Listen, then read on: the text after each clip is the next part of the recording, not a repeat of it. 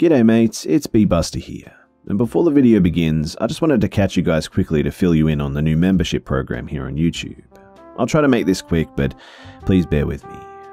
So, basically, everyone knows with the adpocalypse how lots of channels were hit hard by demonetization, and the horror community was no exception, trust me. My channel alone's revenue dropped by about 90% straight after the adpocalypse and has only recently begun to recover to a roughly 50% drop. And in fact, because of YouTube's new system, many of my videos, as well as others, are demonetized upon release and are only remonetized after everyone has basically watched the video. Which translates to, basically, I've been working for peanuts in my little sweatshop here for some time now. But thankfully, now YouTube have put in place an option for people to support creators by becoming a member of a community for a reoccurring $5 a month subscription. And this feature was just released here on this channel today, which means you can support the Hive and myself by clicking the little blue button that says join below this video. Or, if you're on an iOS device, you can follow the link that I've provided in the description. Personally, I think this new membership program is a great step forward for YouTube as a platform for many reasons, but mainly because it means creators will not be completely at the whim of advertisers anymore, and instead will give power back to fans and the people who spend all their time on YouTube.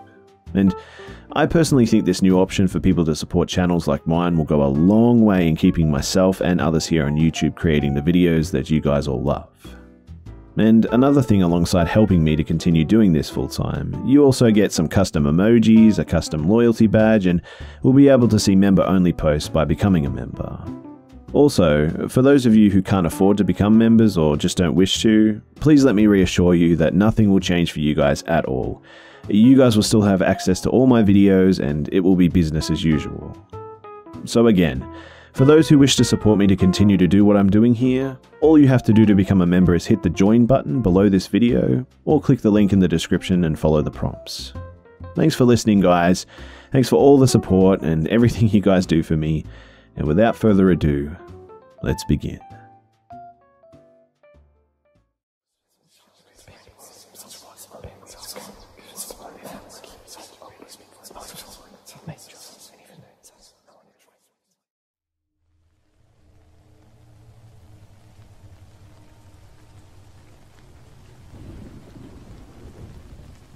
So, since this happened, I'm actually quite scared to go camping again, especially to those parts. But the whole experience was so extremely eerie that I just hesitate to go back. Some people mention that this could be the work of a Wendigo or a skinwalker, but I really just want some assurance that what I experienced was nothing of the sort, so I can go back to hiking at peace again. I just want to ask this as well, but is there any way at all to defend yourself from them? Here in Europe, it's quite impossible to get a firearm license, unless you're a registered hunter or something for that country, so it's pretty much impossible. Anyway, I'm pretty sure that people who go camping a lot will agree with me that the forest at night is a pretty creepy place. Lots of sounds that you couldn't connect to any animal, and lots of strange things just happen out there. I usually dismiss them as wind or just a weird echo, but about 5 years ago, I went camping in the Southern Alps and I set my tent just inside the tree line. After about 2 days of being there and exploring the nature, hiking and doing a bit of caving too, I started to feel like something was just around me. Not like following me, but that something was just all around. I thought that I was just tired and dehydrated, but when the night fell on the third day, I was laying in my tent and I started to hear branches breaking and leaves just moving really unnaturally. It's quite common for branches to break under their own weight or because they're rotten, but when I woke up and checked the trees, there were marks on them at about 15 feet high. Not just one tree too, but a lot of them. On the 5 trees around my tent, there were also scratches at the same height. Obviously, I was pretty scared at that point because I have no idea if some local was playing a prank on me or if there was something more sinister going on. I had a knife to defend myself with, but I quickly packed nonetheless, being a 5-foot woman that barely weighs 120 pounds, and I wasn't going to take any chances. I checked the trees and floor for the last time, and there were no footprints or any disturbed foliage, which meant that whatever it was, it came from the trees and didn't touch the ground, even once. Also, after I started heading back to the valley, I heard this just really strange noise. It was like a deer, but way higher pitched and mixed with a man's voice. The noise cut straight to the bone, and at that point, I don't even think Usain Bolt could have caught me. I didn't look back once, and even though I'm not religious, I grasped my crucifix that my grandma gave me so hard that my palm started to bleed. You have no idea how shitty and messed up the whole situation was, and the worst thing of it all was that no one believed me.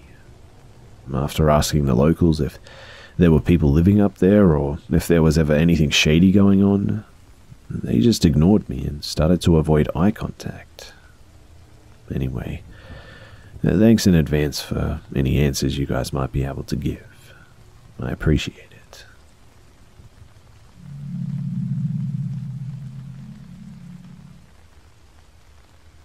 I moved to Spain when I was about 6 years old, and I used to live in Algeria. Algeria is a country in North Africa. It's part of the Maghreb and the white northern part of Africa. My mum is Spanish and my dad is Algerian, and I was actually born in Algeria, and so were my siblings. In Algeria, they believe in demons and ghosts, and I'm pretty sure most people there have experienced something paranormal in that country. It's well known if you're from that place where the black magic is commonly practiced, summoning demons for malicious services, like a couple breakup or hurting someone. There's also allegedly a lot of paranormal things happening in these places. Personally, I believe in demons, and I have a bunch of stories that I'd like to share with you. Ones that I experienced, and ones that members of my family experienced. But let's start with one of mine. So we have this villa in Algeria. On the top of our villa was an apartment that belonged to my uncle, and he planned on renting it, but never did until much later. And on top of that apartment, and on top of the hill, was my uncle's villa. Both are beautiful places facing the sea. Each had 2 big nice gardens too, and literally, they were dream houses. Especially for a kid like me, who loves to bike and run around, and yet I hated it too, because I was scared of this house. The main rooms that I was scared of were the bathroom, my brother's bedroom, and my sister and I's bedroom. Whenever I was in these rooms, I can't explain why, but I just felt uncomfortable, like something threatening was around and I wasn't safe. My sister and I never talked about it at the time, and I was 5 and she was 12 or 13, I think. I didn't even know what demons were, and I knew about ghosts, but only the nice Casper type, if you catch my drift. Despite never talking about it too, I knew that she was scared. She would always ask me to come with her to the bathroom or come with her to our bedroom to keep her company. At night, we both hid our faces under our sheets when going to sleep too. One day, I was left alone in the house. My brother was at uni and my sister was still at school, and I came back from school on my own as usual, but both my parents weren't home. I stayed in our main garden for a while, and I just refused to go inside on my own, but there was no shade in the garden, and it was 4 p.m. and it was really, really hot. The city I lived in was very, very humid too, which made the heat even more unbearable. There was shade in the second garden, but it was only accessible through a door and it was locked. So I had no choice but to go inside. I did, and it felt much better because it was way cooler in there. This house was always cool or cold, and it was a blessing in the summer. So I went to my room and started playing with my toys, and there's a short corridor leading to my bedroom, and it took a whole lot of courage for me to go through it, and there are several closets in that corridor, including one that never closed properly, and that always scared me. Always felt like something was just going to jump out of it, but it was just a little bit of fear though. It wasn't as real as what I felt in like the room I disliked. Once I was in my bedroom, I started playing and took a couple of minutes to get all my toys out and set them up the way I wanted to. I used to love playing pretend with my toys and make them speak and give them different voices, but at that moment, I couldn't speak at all for some reason. I just felt really scared, and I really strongly felt like something was behind me, just watching me. I felt dread, and I had a funny feeling on the back of my neck. And I'd never experienced that before. And yes, you can say that maybe it was just my childish imagination, but can imagination really trigger such a primal fear? I don't know, but I felt like I had to just run away from that room ASAP, or something bad was going to happen to me for sure. I got up and I calmly walked out of my room and walked through the corridor. But just before I reached the end of the corridor, I heard a loud bang behind me that made me jump. From then, everything happened so fast that it's hard to remember, but I turned around and I saw the window just wide open. There are trees behind my window, and I swear I did not see any of their leaves move, not one bit, and I didn't feel any wind coming in. I started racing to the living room, and the only place where I felt safe, I slammed the door behind me, turned the TV on loudly, and acted like I wasn't scared anymore, but my heart was racing like crazy. Anyway, after a few minutes of calming myself down, I opened the window to the living room, and the air was the same, hot, humid, and windless. But what was really strange were the window shutters. They were slamming against the wall over and over for what felt like forever. It was possible for the window shutters to slam against the wall because when you open the window, the shutters are inside and not outside too. Even if assuming it was windy, and I'm really positive that it wasn't at this stage, the shutters would be out of the wind's way, stuck against the wall. It's a little tricky to describe all this, but I hope you guys get it. I only left the living room when my parents came, and I just didn't tell them anything. I just wanted to forget about it, and I wasn't sure if they were going to believe me anyway. When I was brave enough to go back to my room, the window was still open, and I noticed cracks on the wall when I closed it. I told my mum that I found the window open when I came home, and the cracks were already there. I wasn't the type of kid to cause trouble, so she believed me with this one. I was still shaken and terrified of what had happened, and it was just one more reason to hate this house even more. After that, a few more incidences happened too. One day, my dad woke up with scratches on his arms, long thin scratches like a cat scratch, but long, and we only had a turtle and a dog that spent most of their time at my uncle's house anyway, and they were not even allowed inside our house too. But one day, just out of nowhere, there was this horrible smell in the laundry room too, and filthy water.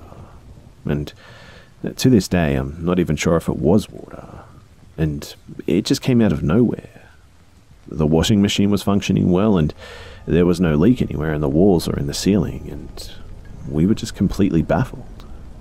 But one evening, and this one really solidified for me that there was something wrong, I was playing hide and seek with my cousin, and it was my turn to find him. And as I was looking around, I saw a shadow running to my bedroom. I immediately thought that it was him and followed. I saw the legs from the corner of my eyes hiding under the bed, and at this point, I was convinced that it was him. I went on all fours, and since it was evening and it was getting dark, I couldn't see that well, but I definitely saw the figure of a little boy just laying on his stomach under my bed. All I remember was his dark brown eyes, just like my cousin's, and his blank expression. I yelled, "I found you," and just as I got up, I felt a sharp pain in my forehead, and then I felt blood falling down my nose. I started crying, and the next thing I know, my sister and my mum and my cousin rushed inside my bedroom to help me. At that moment, I was in so much pain that I was really dazed and kind of confused as to how he managed to run inside the room along with my sister and my mum when he was hiding under my bed 10 seconds ago.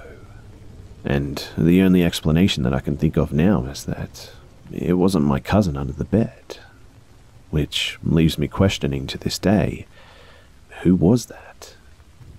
The cut that I received was a little cut on my forehead, but it was deep enough that it needed stitching. But when my dad investigated, he said it was a twisted nail that somehow went through the bed and scratched my forehead. I was asked what I was looking for under that bed, and I said that my cousin was under it. And my cousin said that he was hiding behind my sister in the living room all along, and my sister also confirmed it. A year later, we moved to Spain, and all this dread and fear that I had whenever I was left alone in the room was finally gone. My sister and my brother decided to stay in Algeria to finish their studies. My sister experienced sinister things in that house too, and after she and my brother joined us in Spain, the house has just remained uninhabited for 4 years until we came back one summer when I was a teenager. I was not happy to be back, mind you, and there was no way that I was sleeping in my bedroom again. On the first night, I slept in the living room, and it must have been 2 or 3 a.m. when I started itching. I was half asleep, and it was just getting worse and worse, and it got so bad that I got up and turned the lights on to check what was wrong. And covering my naked legs and my shirt were fucking ants. The couch was absolutely covered in ants, and while spraying it with some sort of product, I remember how my mum, who's superstitious, always said that ants represent leaving or moving out, and that couldn't be a coincidence. The next day, I went to my aunt's and stayed with her until the end of our stay, and after that one summer holiday, I just never went back to that house.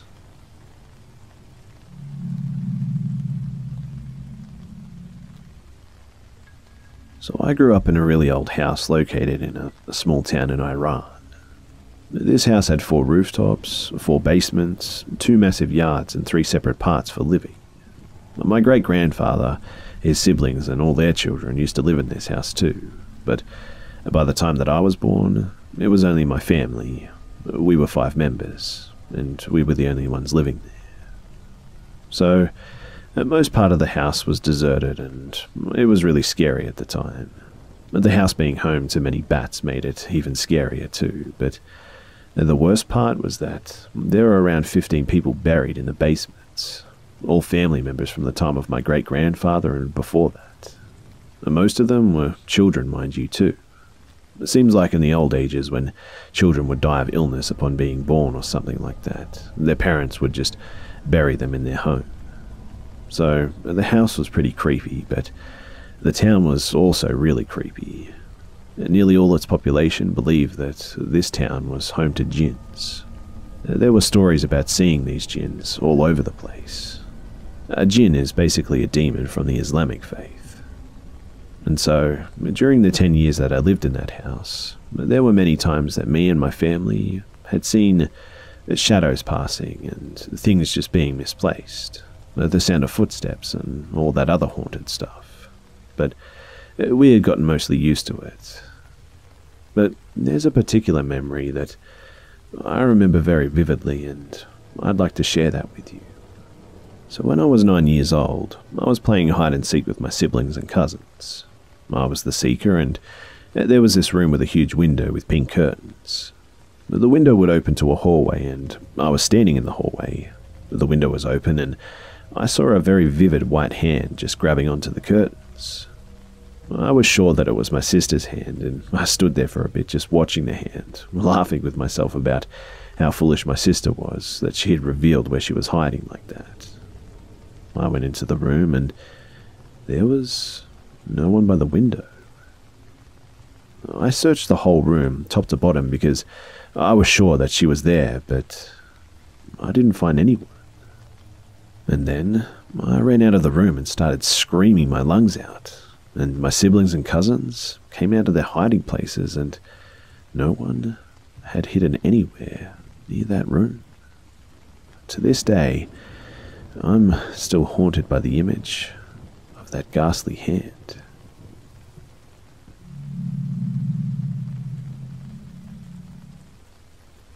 My grandparents were really old-fashioned, so when I stayed with them as a child, I was kept on a tight schedule. Even if I was crying, they kept me locked in my room, their attic. My parents were out on a trip, so I was staying with my grandparents, and sure enough, I started crying and was left there. No one was coming for me, which made me cry even more, and that's when a young woman in a sunflower dress put a hand on me and began to hum. I fell back to sleep quickly, and, of course, that memory could be anything since I was around 2 or 3, but I think it's worth mentioning given the following. I had an imaginary friend growing up, and his name was Lee. He was an old man who loved to dance, but was sad because his wife had left him.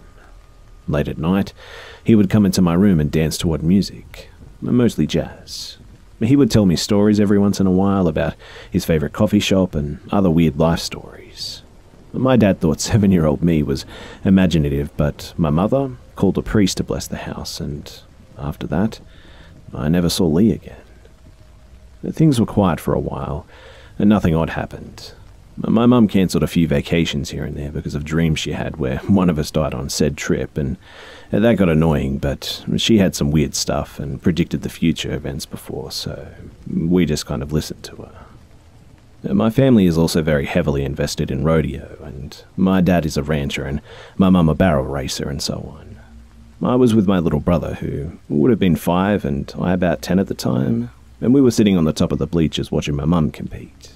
My brother and I, we were tickling each other or something, and I pushed him off the bleachers by accident, which the fall was not massive, but for a 5-year-old falling 70 feet, it was not all that peachy.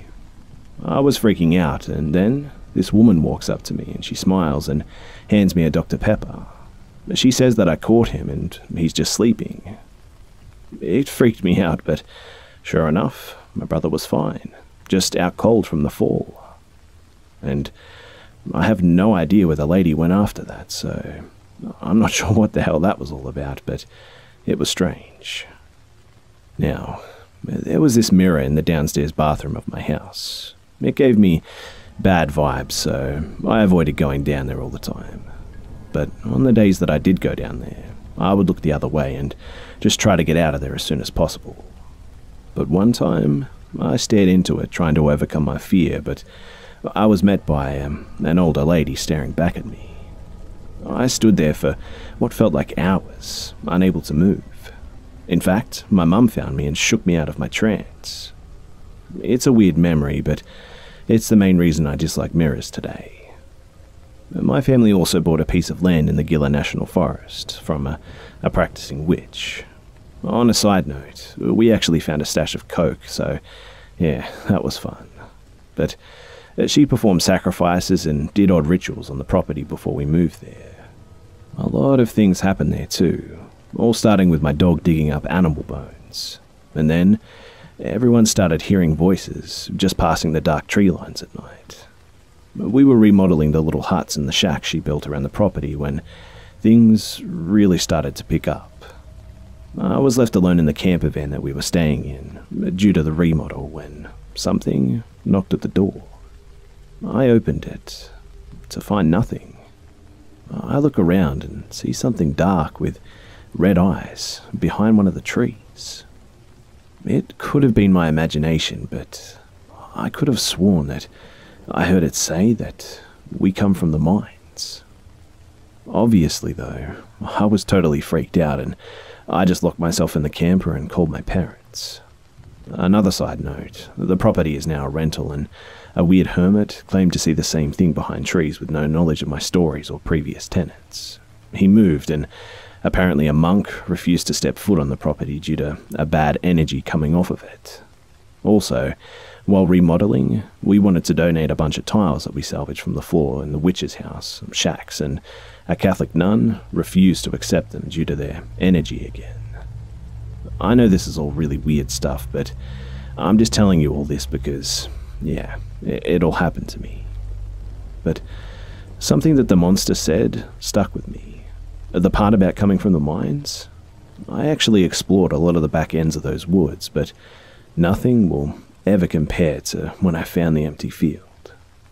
Imagine for a second wandering through dense woods and stumbling onto something about the size of a football field, with nothing on it but a boulder dead center into it. This was a town site for an abandoned mine apparently, and on the other side of the field was the Cleveland mine site, abandoned in the 1800s. But this little piece of land is a hidden gem in New Mexico. Old stone towers, staircases leading nowhere, and an old dam holding water. But the weirdest part were the holes, though. There were holes and caverns that went on forever, leading into darkness, and all I could think of was whatever the monster I saw was, it came from here for sure. I mean, we heard all sorts of odd noises coming from those holes, but I never fully explored them due to the danger of the caves collapsing, and we moved far away from there soon after. Things went quiet again after that until I started going to a private Christian school out of an old Baptist church. The school had a massive basement, more like a labyrinth if I'm being honest, and some of my friends and I were messing around down there. And then some really weird stuff started happening after this girl tried to get her best friend to do some ritual of some sort down there. The pre-K 5th graders heard a woman singing about morbid things. The Spanish teacher heard every door open and close repeatedly in the early morning, even though she was the only one there. I threw a ball down a long hallway and something threw it back. The pastor came in and blessed the place, and the police showed up to look for homeless squatting in the area a few times, and it was just really weird. Things have been quiet lately, but my mother still sees shadowy figures move around our house apparently at night, but she seems to think that they're friendly or something. Anyway, these are all my stories, and to be honest with you, I really don't understand any of this at all, but I just wanted to share some of my stories with you guys.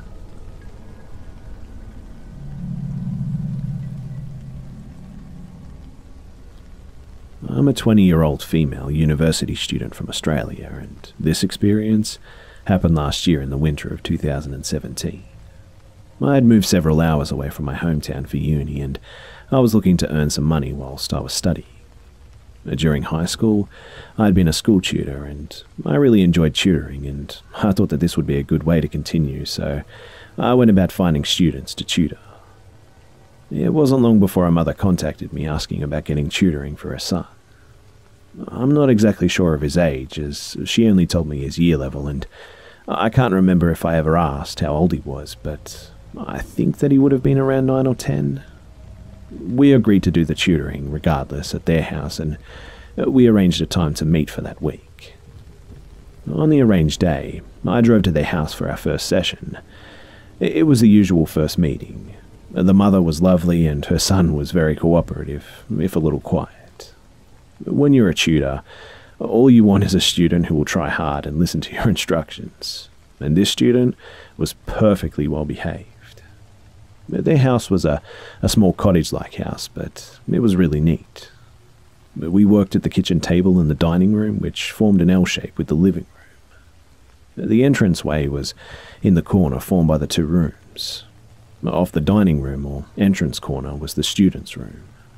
The door was shut, but I could tell by the decorative name placard on the door that it was his. If this door was open, he would have been able to see straight into the living room. So, the first few weeks of tutoring went along fine. I was really happy to work with this student and his mother, but a few weeks in, I started noticing that the student just wasn't himself. He seemed really tired and wasn't as responsive to my instructions. Not in a disobedient way, just like he couldn't concentrate properly or something. I brushed it off at first because it was winter and cold and towards the end of term 2, which is typically a long term in Australian schooling. This is when students started to get sick and run down, so it wasn't that unusual for my students to seem a little tired at this time of year. So we had a 2-week break over the school holidays, and I hoped that after this that he would be well rested and ready to start again. During our first session after the holidays, however, he seemed even more tired. I could barely get him to follow any instructions, and he was taking much longer to complete work than expected. In fact, it got so bad that I stopped the session momentarily and asked him if everything was okay. Was he feeling okay, or was he having any problems with the work at school? I didn't want to pry too much with his mother in the room, but I knew I wasn't getting anywhere just ploughing ahead when he clearly wasn't keeping up. Up until this stage, this is probably the most boring story you'll ever have heard being told. That was, until the student replied, "I can't sleep." Before I could say anything, he continued, and he said, in the dark, a lady in a white dress crawls out of the clock, and I can see her from my room, and I'm scared to sleep because I know if I close my eyes, she'll get me. He points to the grandfather clock in the living room, which is on the right angle to be seen from the student's bedroom, and now I'm thinking, okay, that's creepy. Crawls. Not walks, but crawls out from the clock. I asked him as calmly as I could, "Have you been watching any scary movies or reading any scary stories lately?" I'm thinking that this kid has seen or read something creepy and then had a nightmare about it, or simply has an active imagination, but he just shook his head. At the end of the session, I mentioned this to his mother as I was concerned by how distressed he seemed. And it was her response that really shocked me, though. She said, "Yes, I've heard strange noises coming from the living room. We've only recently got that clock and it's really old. Someone inherited it, and then when they died, their children sold it, and I bought it, and that's as much as I know. I monitor everything he watches, and he doesn't watch or look up anything remotely scary like that. I don't know where this fear has come from or what to do about it, but honestly, it scares me a little too." At this point, I don't know what to think. I put it in the back of my mind until the next time I see him. And nothing more is said about the woman, and the student seems to have finally gotten a little more sleep, so as far as I'm concerned, all is good. But about 5 weeks later, I'm at their house again, and the weather is absolutely disgusting. A gale force winds and lots of heavy rain with lightning. It's a little early in the year for a storm here, but it's a pretty bad one. About 40 minutes into the session, the power goes out, and the only light source is the flashing of the lightning that can be seen through the living room window. The mother comes out to check on us, but at this point, there isn't much to do. We wait a couple of minutes, but the power just never comes back. The mother suggests that we just call it a night and that she'll just pay me for the full amount, seeing as we were almost finished anyway. As I'm packing up to leave, there's a giant flash of lightning and I hear the mother gasp.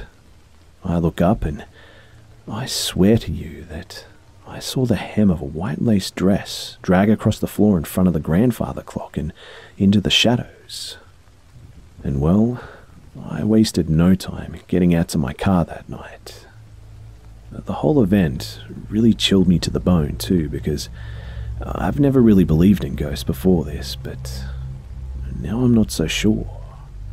And the creepy thing is, if what I saw was real, then perhaps this boy really is seeing a woman crawling out of his clock. G'day mates, it's Busta here, and I hope you guys are enjoying this week's stories. Just so you guys know, I've actually put a whole bunch of new episodes up on Be Scared, the Castbox original podcast, so I hope you guys go and check it out on Castbox. It's available on Apple too, and everywhere you normally listen to podcasts today, so if you want to listen there too, that's fine. I'm adding a link in the description below so that you guys can subscribe to either Castbox or through Apple. Just so you guys know, the podcast is a weekly thing and it features stories from No Sleep, series stories, and the occasional set of true scary stories. It's completely free to subscribe to me there, and you can even download the Castbox app on your phone so you don't miss anything. And by the way, it would be really cool if you guys could review the podcast on Apple as well. I would love to hear your feedback and comments there. Also, I just want to thank you guys for tuning in every week and being here. I know a lot of you guys have been asking for the podcast for a long time, and without all of you guys, the podcast, it honestly never would have happened. So thank you guys for being so supportive and tuning in every single week. I'm super excited to share all this with you guys, and I look forward to seeing you guys there. Thanks again for listening, and I'll see you mates in the next one.